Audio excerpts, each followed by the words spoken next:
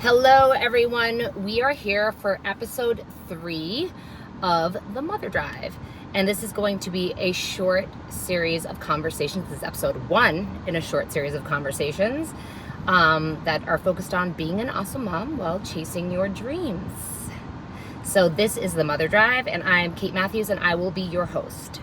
So y'all know I do this podcast from the car, so here we are.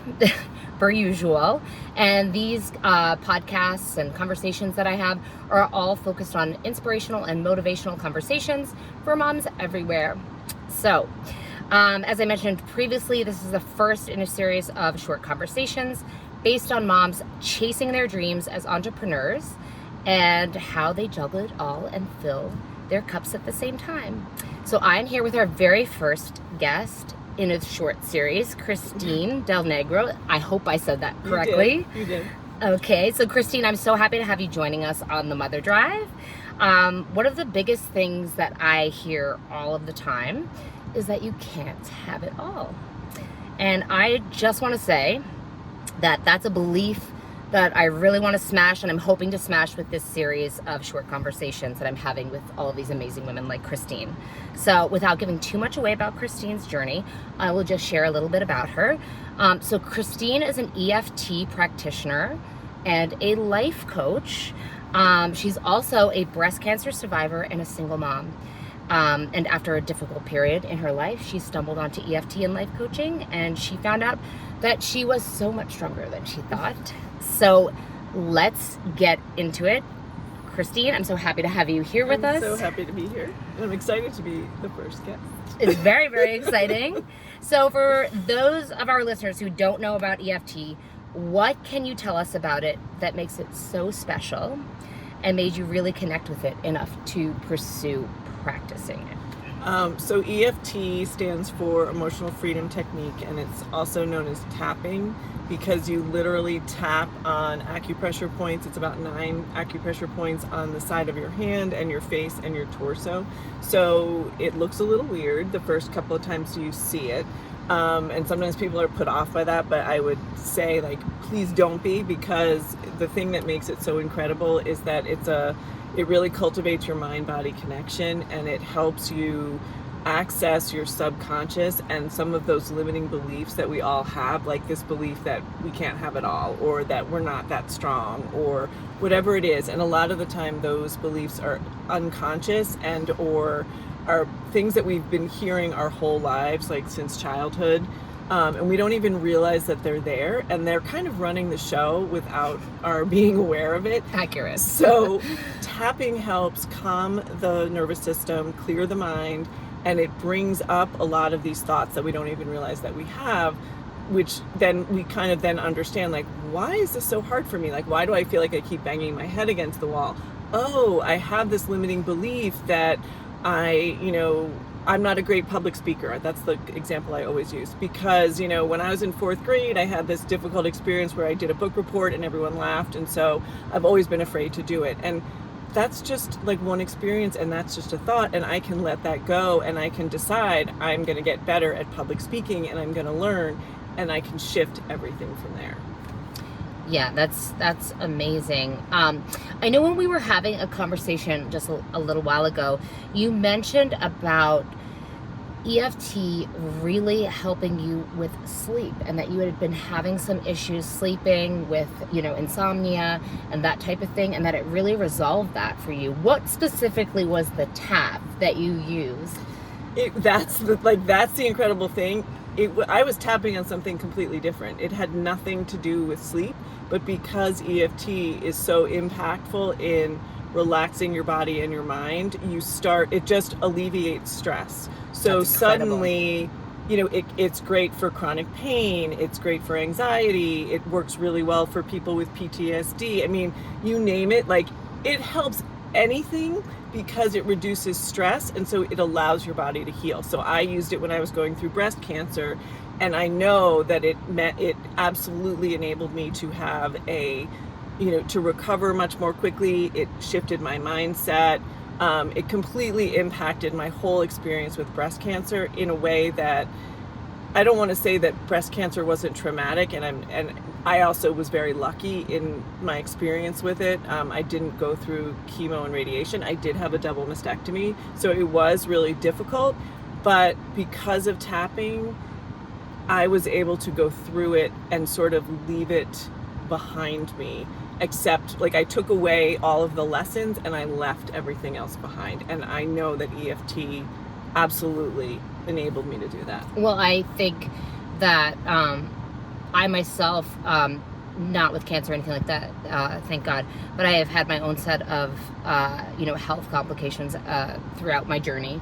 And I would say that definitely anything health related does leave like some sort of residue. And if EFT can help alleviate that and manage that so it doesn't leave behind that kind of unhealthy sort of trauma residue, that's an incredible thing to utilize, and you're very lucky to have had that. Absolutely. Yeah, it was such a gift. And to have known, or to have realized afterwards, oh, this is what has helped me, because I think it could help a lot of other people who might be going through. Yeah, I think my story would be very different without it, for sure. That's very, very interesting. So you actually answered my next question, which was how you personally have used EFT to help benefit you and, manage your life. So I wanted to ask you about how you manage juggling being a single mom and running your own business. Tell me about that, because I know there are a lot of single moms out there and a lot of moms that just really need some sort of tips and strategies to help, get through it. Well, so I want to just say that I was in an unhappy marriage for a long time because I was afraid that I wasn't strong enough to be a single mom who had a job and raised children. And so then I ended up, my marriage ended and and my whole life got disrupted. I had to start over. I moved to a new state. I changed careers. So I was a single mother of an 8-year-old and an 11-year-old. I was commuting 2 to 3 hours every day. And I was starting my certification for EFT. And I was a 24/7 parent because my ex-husband lived out of state. So I went from thinking I had to be a stay-at-home mom because I couldn't manage it all to doing all of that. And EFT was a huge part of it. And I think the biggest thing was I just realized that I was so much stronger than I thought that I was. And I learned to just take bite-sized pieces. And I really think the biggest thing is allowing yourself to believe in possibility. Just open that window, the smallest crack, and just be open to the fact that maybe you can do it. And sometimes that's all you need just to start. Like if you just feel like, oh my God, I could never do that. Like I listened to other stories and I just couldn't do it. I'm not strong enough. I'm not brave enough. I'm not whatever.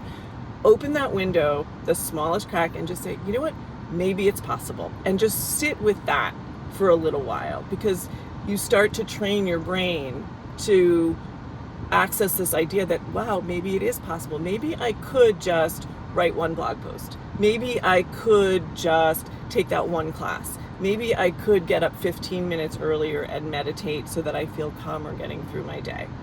Just little steps to start to train your brain to believe in that possibility.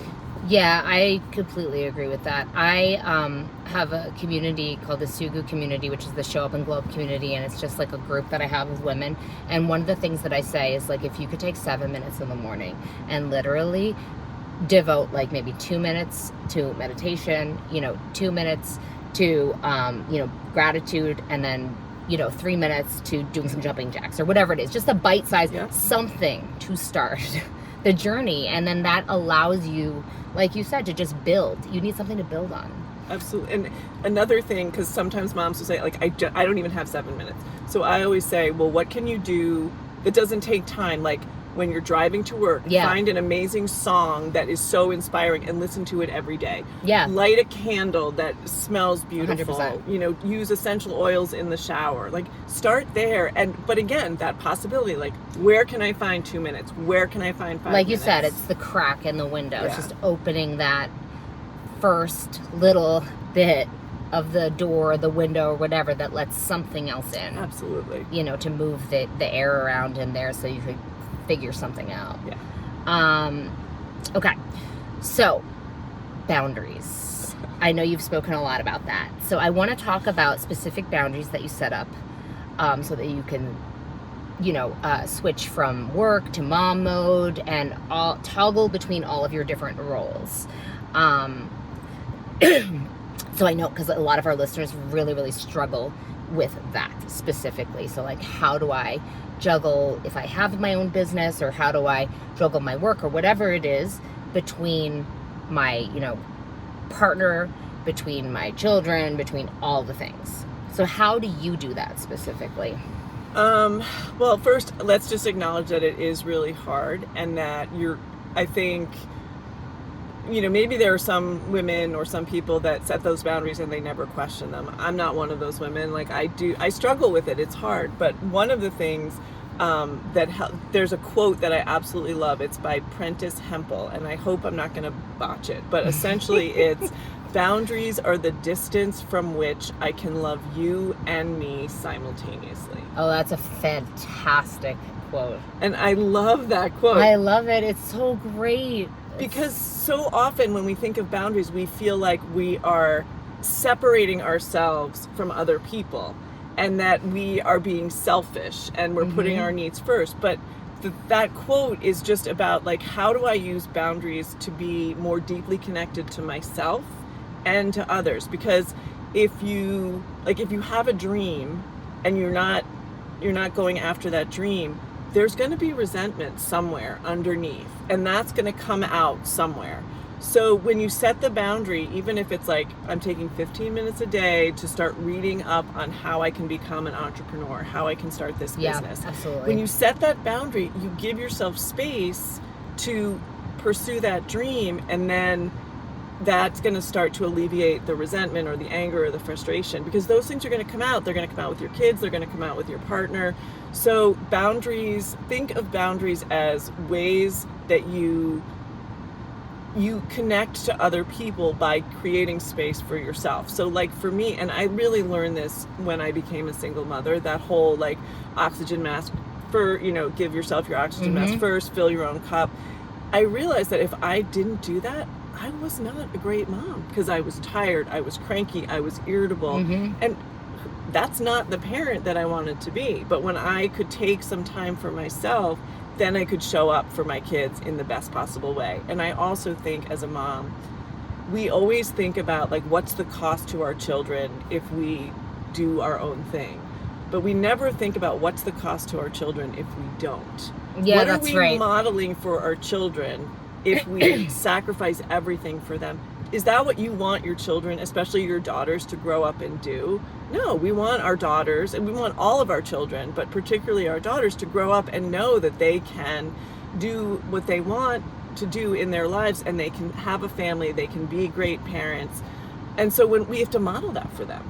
100%. I said to you earlier that I went after my dreams because of my daughter, because, having her later in life, I was able to, with a more, seasons behind me in motherhood with my son, be able to go, oh no, like, I need to be a parent that shows up, for my son to see also that, his future partner should be able to go and do whatever, and he's going to need to pick up the slack, and he's going to need to, be supportive of her and her going after her dreams, because that also creates a better marriage, and it creates just a better partnership and a better, situation for their kids to come, but also for my daughter to be able to say, hey, because there's this all or nothing approach with women. It's like, once you become a mother, you're just immediately hit with this mom guilt. And it's just this idea that we have perpetuated as a society that women, you are the default parent, and that is just it. You focus on it, you figure it out, and it's a you problem, know? Right. And so you don't get to go after your dreams. You need to be stable, you need to figure this out, or you need to be a stay-at-home mom entirely, or you're climbing the ladder, and maybe the dad is focusing, on picking up the slack entirely for the family. But you can do both. You can still show up and be a good mom and also go after your career or your dreams and aspirations. It's okay to want both, yes, and to do both. Yeah, absolutely. And I think that there's not enough there's not enough support systems out there that say to women, it's okay to do both. Absolutely. And I think Brooke Castillo is the founder of the Life Coach School, and she talks about we need to redefine our definition of what a good mother is for ourselves, because we have all of these ridiculous expectations 100%. that are put upon us by society, and it's going to look different for each one of us. It is. Like, maybe someone wants to be a stay-at-home mom and do all of those things, and that's amazing, and someone else wants to climb the corporate ladder, and someone else wants to create her own business. Those are all valid choices, and you get to decide what that looks like for you and your family, and nobody else gets to judge. And if they do, that's their problem. That's a them problem, not a you problem. Not a you problem, but it's been too long where it's been the you problem. Yes. Yeah, 100%.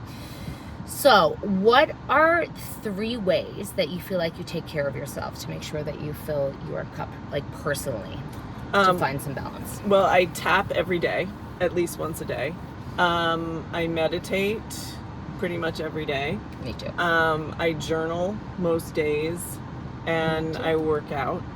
And then I also, have a social network, and I give myself grace. So it's more than 3, but I think just always, being aware and thinking about what do I need today, because sometimes maybe I don't need to meditate, maybe I need to go for a walk, which can be meditation also, or sometimes I really need to call a friend, or sometimes I need to get up early and I need to work on my business because the day's going to be crazy. So I think a big piece of it is asking myself, what do I need for me today, and what's going to help me be my best. Yeah, I completely agree with that. It does vary from day to day for me, but the one thing I will say that is the absolute constant in my life is meditation, for sure, because I feel like I'm just more in control of I'm more able to acknowledge what I need in the day if I start out with my meditation. That's just for me personally. No, I agree. I like having at least a calm 5 to 15 minutes in the day just to start, whether it's meditation or tapping or just thinking about the day and sitting with my thoughts. But it is, I think, when you can start your day with a little bit of peace, that helps. 100%. So what would you say is your favorite piece of advice that you've received as a mom entrepreneur that has helped you the most? Failure is just a thought. That was quick. Yeah, it was a big one. For the first time someone said that to me, I'm like, wait, what? And they were like, failure is just a thought. It's not, if you think about it as a it's all about the way we think about something. So you do something, you don't get the result that you want. You can call it failure and make it mean that it's never going to work, that you don't know what you're doing, that all of those things. You can do that. It's not going to get you anywhere, but you can do that. Or you can say, okay, that didn't work. What did any of it work? And what didn't work, and what am I going to change? And so it's really about thinking about, and it's the way we think about something. And so can I be okay with trying something and not have it work and not make it mean that I'm doing something wrong? Can I see it as part of the process? And I think that's true for anything that we do as moms. Can I see it as, okay, it didn't work. Okay, I yelled at my kid and I really didn't want to. I'm going to go apologize and hold myself accountable, but I'm not going to beat myself up for it. Right, because we do that. Because we do that. So just seeing it all as part of the process, taking accountability when we need to, and then giving ourselves grace to keep going. 100%. And then I always also, I say with anything in life, it's everything has the value that you assign to it. So you determine what the value is. Is it a failure, or is it, like you said, a learning opportunity, or is it something that's, you can distill a little nugget from. And so, yeah, I really think that's such a really great point that you hit on. So lastly, for those listeners considering chasing their dreams, would you say that you're glad that you have chased your dreams, and was it worth it? Oh yeah, it was definitely worth it. It's really hard. It's still really hard. But I think anytime I think about giving up, I just don't even know what that would look like. I can't. And so I think you just go with it and you allow it to be whatever it is. And you can, obviously you want to have a vision and a plan, but you also want to be open to the fact that it may not look exactly the way you think it will, and that's okay. Or maybe it doesn't look like that today, and maybe it takes you longer to get where you think you were going to be. But you just, if this is the path that you're meant for, then you just keep going and always be looking at always start with what's working. Yep. That's the thing. I think like when things aren't going the way we want them to, we focus on everything that's going wrong. Always start with what is working and then go from there. Yeah, that's a great point. It's always the negativity we sort of lean into, but why not just lean into that positivity? So first I wanted to say thank you again for sitting with me. But before we go, I want to know where our listeners can find you on social media, if they want to book EFT sessions, EFT sessions, or life coaching with you. What is the best way to connect with you? So my website is schoolforjoy.com. So it's school number 4 joy. Sorry, I'm a former teacher. So I'm on Facebook at School for Joy, and I am on Instagram at School for Joy EFT and Life Coaching, I think is what it but it's school and then the number 4 joy. Those are all the places, and I'm on LinkedIn too. Amazing. All right, so you will find Christine's info in the show notes as well, and all of her info will be there for you to get over there to her if you would like. All right, guys, that is a wrap for today, and I will see you next time. Bye.